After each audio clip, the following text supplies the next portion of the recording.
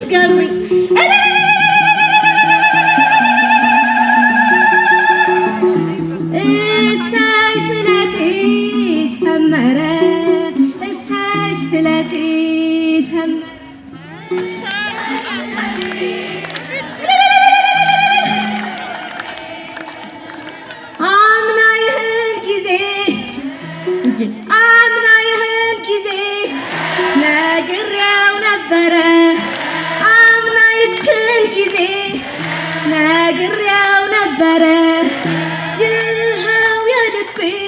ደረሰ ስለቴ ሰመረ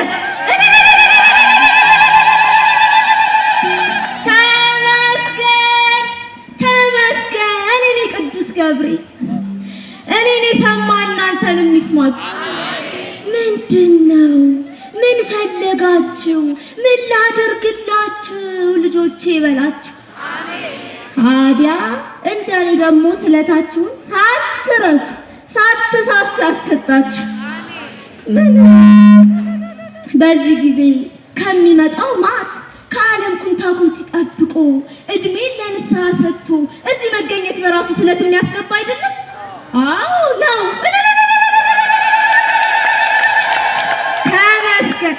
እኔማ ያኔ ያለፈው የሐምሌ ገብርኤል የለም?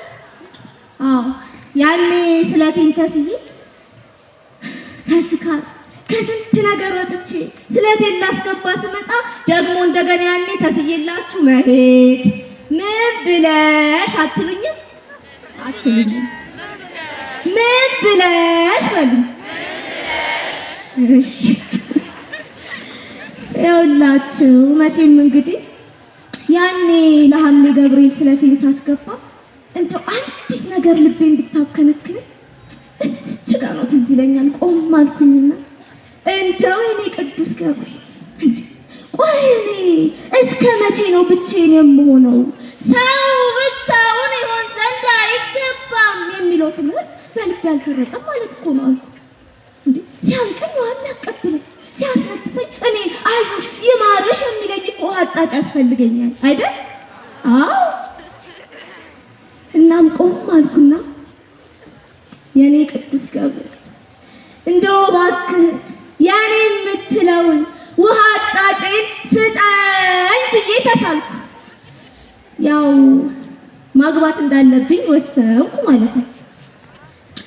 አሁን ዋናው ጥያቄ ማንን ላግባ፣ እንዴት ላግባ፣ መቼ ላግባ የሚለው ሆነ። እናም አንዲት ነጭ ሴት የጻፈችውን አንዲት ፈረንጅ ናት የጻፈችውን የሳይኮሎጂ መጽሐፍ ገዝቼ ማንበብ ጀመርኩ። በስመ አብ እናንተ እስከ ዛሬ ያላገባሁት ያንን መጽሐፍ ስላላነበብኩ እንደሆነ ነው የተረዳሁት። እንዴ አነበብኩት እኮ አይደለም ሸመደድኩት ነው የምላችሁ። ኧረ እንደውም የምፈተነው ነበር የሚመስለው። ብቻ ከሰዎችም ከምንም ሰብሰብ አድርጌ ከመጽሐፎችም ደግሞ ያገኛቸውን ሰብሰብ አድርጌ አንድ 5 መስፈርቶችን በቅደም ተከተል አስቀምጥኩ። እናም ከመስፈርቶቼ ውስጥ ባሌ የሚሆን ሰው አንደኛ ወንድ አቋሙ የተስተካከለ ይሄ ብረት መዝጊያ የሚባል አይነት መሆን አለበት አለ።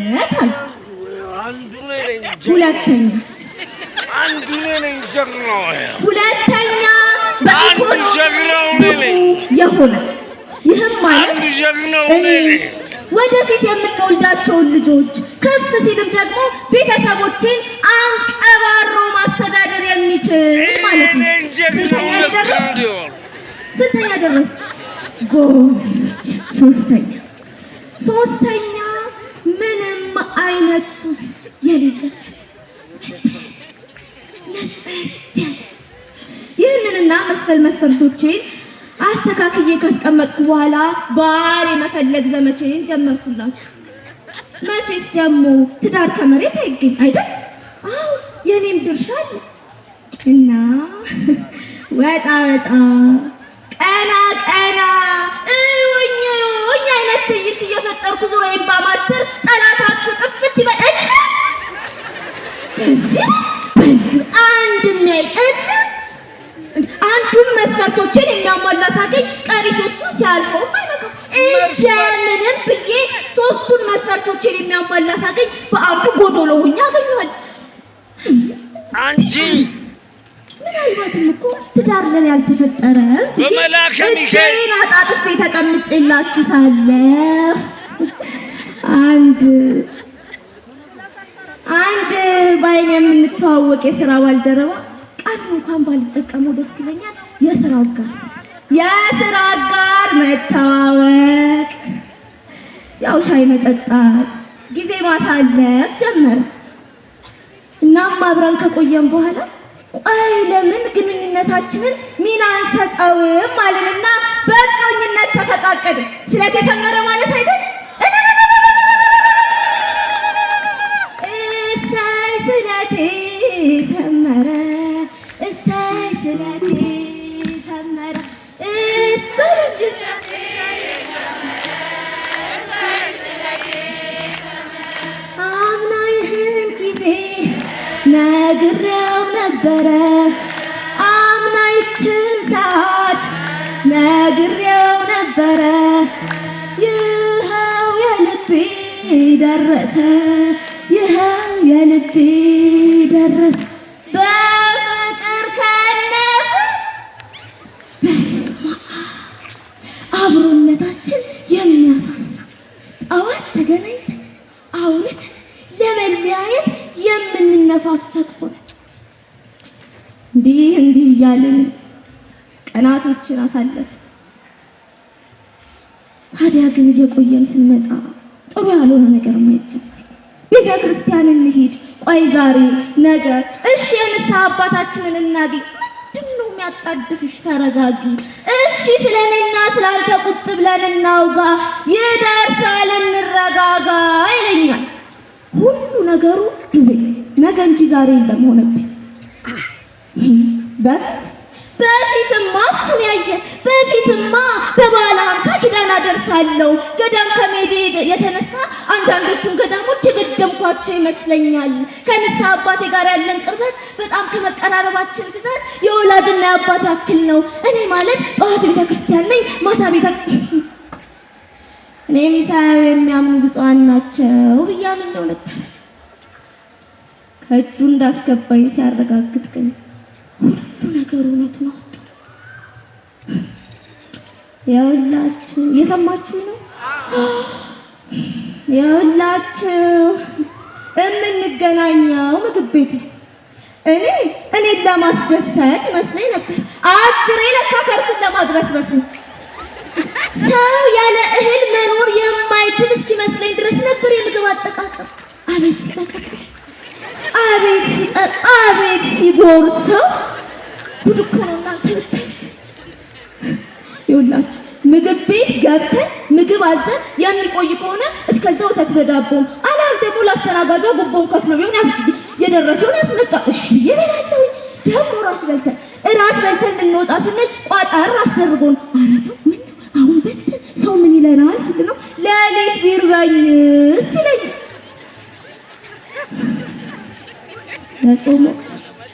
የጾም ወቅት እሱን ያየ እስከ 9 የጾመ ከሆነ የቁርሱን የምሳውን የመክሰሱን አንድ ላይ ነበር የሚበላው። የጾም ምግብ እስከማይመስለኝ ነበር ትንታኔ የሚሰጠኝ ከምን እንደተሰራ ምን ግብአት እንዳለበት እንዴት ተደርጎ እንደሚቆም ሁሉ ነገሩ ለምግብ የተካረበት። መብላት ጥሩ ነው አይደል? ግን በመጠን ያለ መጠን መብላት ኃጢአትን ትጠራለች። ለዛውም በዚች ሀገር መብላት ቅንጦት በሆነባት፣ ቁርስ ተበልቶ ምሳ ተዘሎ እራት በማይደገምባት ሀገር ይህንን ማድረግ ከሃይማኖት ብቻ ሳይሆን ከሞራል አንጻር ውድቀት መስሎ ተሰማኝ። ስንቱ ጦሙን እያደረ ስንቱ አንጀቱ እየታጠፈ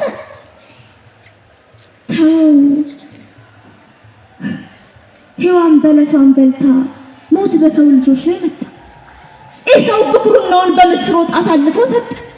እስራኤላውያን የግብፅን ሽንኩርት ናፍቀው በቃዴስ በረሃ ረገፉ። መብላት ለቁመተ ስጋ ካልሆነ ያክተፈትፋል፣ ያስለፈልፋል፣ ስጋችንን ለኃጢአት ህሊናችንን ለውርደት ይዳርጋል። ተው ይህን ነገር መጠንና ብጅለት በልክና አርገው አልኩት። ድንቄ ሰምቶኝ ይባስ ብሎ ከስራ ቦታው ከባለ ጉዳይ ማማለጃ እንደሚቀበል በሰሚ ሰምቼ መጠየቅ፣ እሱም ደረቱን ንፍት አድርጎ እውነት እንደሆነና የሚቀበለው ደግሞ ለነገ ህይወታችን በኢኮኖሚ ብቁ እንዲሆን እንደሆነ የመጽሐፍ ቅዱስ ጥቅስ ለመጥቀስ እየቃጣው አስረዳኝ። ሁሉ ነገሩ ጨለመ። ይሄን ነው ለነገ ህይወቴ ያሰብኩት። ይሄን ነው ነገ የልጆቼ አባት ይሆናል ያልኩት። ይሄ ነው ነገ መስፈርቶቼን አሟልቶ አብሮኝ ይኖራል ብዬ አሰብኩት። እናም ብድግ አልኩና የንስሐ አባቴ ጋር ሄድኩ። ልክ የንስሐ አባቴ ጋር ደርሼ ገና እንዳዩ አስካለ ማርያም ተስማምቶሻል፣ አብሬ ስበላ ነው አሙለው። እንደውም ነፍሰ ጡር ነበር የመሰልኳቸው ገፋ ብዬ ሲያዩ ሳላውቅ ለካ እኔም ወደሱ እየተሳኩ ነበር። የጾም ሰዓት መጨነቅ፣ መረበሽ፣ የጾም ሰዓት መሸራረፍ፣ ምን 5ም 6ም 8ም እኮ በላ ችግር የለውም አረዶ ባልጾም እሷን ነው እግዚአብሔር የልቤን ነው እያሉ ጥርቅስ ማድረግ፣ በቤቴ ምግብ ከሰራው ሰው እንዳይጋራብኝ መስገብገብ፣ ውበቴ ላይ ጊዜ ማጥፋት፣ ነገ ስለምበላው፣ ነገ ስለምለብሰው፣ ነገ ስለማደርገው ነገር መጨነቅ። እንግዲህ ወዴት እንደሚወስደኝ እናንተ ገምቱት። ይህን ስሜት የንስሐ አባቴ ጋር እስክመጣ ድረስ አልተገነዘብኩትም። የንስሐ አባቴ ጋር ደርሼ አንቺ ልጅ ሲሉ ነበር ራሴን ያስተዋልኩት። አብዝቶ መብላት መጠጣትን፣ መዳራትን፣ ዝሙትን፣ ትዕቢትን ከፍ ሲለን መግደልን ይወልዳል አሉኝ አባ። እውነት ነው። ያሳደገኝ መልአክ አልቶኝ የኔ ቅዱስ ገብርኤል ከክፉ ጠበቀኝ። እናንተንም ከክፉ ይጠብቃችሁ። አሜን። እሰይ ስለቴ ሰመረ፣ እሰይ ስለቴ ሰመረ። አምና ይህን ጊዜ ነግሬው ነበረ፣ አምና ይህን ጊዜ ነግሬው ነበረ።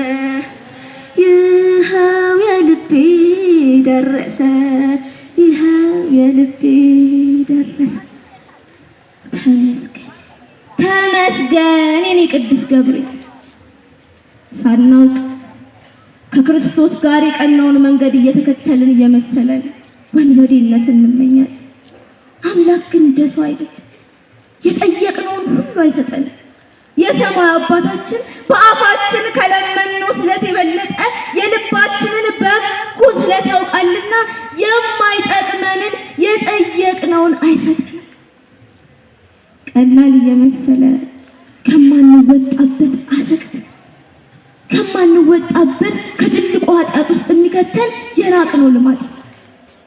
ኃጢአት ሁሉ የልምምድ ውጤት ነው። እናም ቆይ እኔ እንደው ምን ሲል ነው እዚህ ጉድ ውስጥ የገባሁት ብዬ ቆም ብዬ ራሴን ሳስተውል ያቺ የሳይኮሎጂ መጽሐፍ ትዝ አለችኝ። ትዝ አላችሁ? መስፈርቶችን ያወጣሁባት እሷ ትዝ አለችኝና ሮጬ ወደ መጽሐፍ መደርደሪያ ሄጄ ከመደርደሪያ ውስጥ አውጥቼ የመጽሐፏን ደራሲ ስም ማንበብ፣ አንብቤም ጎግል ላይ ሰርች ሳደርግ ጠላታችሁ ድርቅ ይበል ወብዬ ቀረ። እንግዲህ ስሙ ጉዳ። ይህቺ ጸሐፊ እኔን ትዳር ልትሰጠኝ መስፈርቶችን ያወጣሁባት ይህቺ ጸሐፊ 60 ዓመቷ ሲሆን 4 ባሎችን አግብታ የፈታች ምንም አይነት የሰመረ የትዳር ህይወት የሌላት እንደው ከሚደብረኝ ብላ መጽሐፍ እየጻፈች መጽሐፍ በመሸጥ የምትተዳደር ሴት መሆኗን ደረስኩበት። ምን አይነቷ እንከን! ሲጀመር አንድን መጽሐፍ ስታነብ አስቀድሞ የመጽሐፉን ደራሲ ማንነት እወቅ የሚለውን የቅዱስ ዮሐንስን አፈወርቅ ምክር እንኳን እስክዘነጋ ተፋዘዝኩ ብዬ በራሴ ተገረምኩ። ምን አይኔን ብጨፍን ነው? ምንስ ወደ እነሱ ብወሰድ ነው? ግን እግዚአብሔር ጥሩ አልጣለኝ። አምላክ ልቤን ያውቃል። እግዚአብሔር የተመኘሁትን ትዳር ያውቃልና የማይጠቅመኝን አልሰጠኝ። እናላችሁ የንስሐ አባቴ ጋር ሄጄ ቀኖናዬን ተቀብዬ ቅዱስ ሥጋው ክቡር ደሙን ለመቀበል ተመስገን። እሱም የወላችሁ ሼፍ ሚስቱን ፍለጋ ላይ ነው። ተመስገን የኔ ጌታ። እኔን የሰማ ቅዱስ ገብርኤል እናንተን ይስማችሁ። ሀገራችንን ይጠብቅ፣ ዳር ድንበሯን ያስታክስል፣ አስራረ ቤተ ክርስቲያንን ያስታክስል። አሜን በሉ። እግዚአብሔር ይመስገን። በሉ እንግዲህ ስለቴን አድርሼ ቶሎ ብዬ ወደ ቤቴ ላዝ። ሰፈሬ ፈርሶ ሩቅ ነኝ። መቼም የትራንስፖርቷን ነገር ታውቋታላችሁ። በሉ ግን ተነሱ። እሰይ ስለቴ ሰመረልኝ። ተነሱ ተነሱ ተነሱ።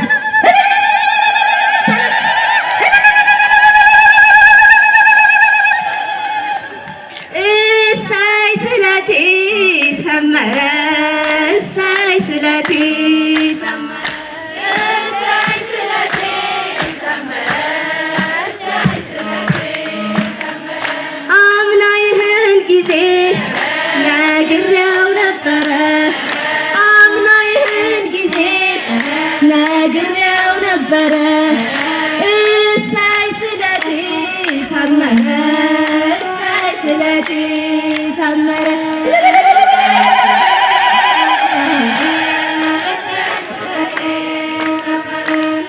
ለእመብርሃን ነግሬያት ነበረ፣ ለመድኃኔዓለም ነግሬው ነበረ፣ ለቅዱስ ገብርኤል ነግሬው ነበረ፣ ለሊቀ መላኩ ነግሬው ነበረ፣ ለግቢው ገብርኤል ነግሬው ነበረ። ይኸው እንባዬ ታበሰ፣ ይኸው የልቤ